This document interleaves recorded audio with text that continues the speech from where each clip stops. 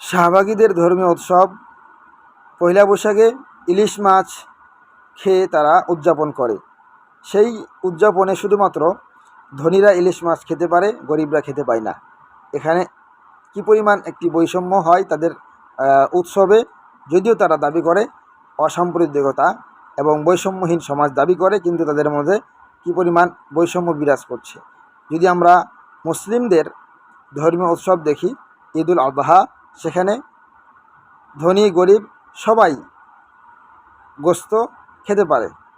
এমনকি আমরা দেখি যারা কুরবানি দেয় নাই, যারা কুরবানি দিয়েছে তাদের তুলনায় বেশি গোস্ত পেয়ে যায়, কারণ যারা কুরবানি দিয়েছে তারা সবাই যারা কুরবানি দেয় নাই এদেরকে দেয়।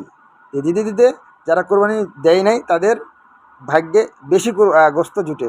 তো কী পরিমাণ এক বৈষম্যহীন উৎসব মুসলিমরা পালন করে, আর তারা কী পরিমাণ বৈষম্যপূর্ণ পহেলা বৈশাখ উৎসব পালন করে। এখানেই পার্থক্য সেকুলারদের মাঝে আর মুসলিমদের মাঝে।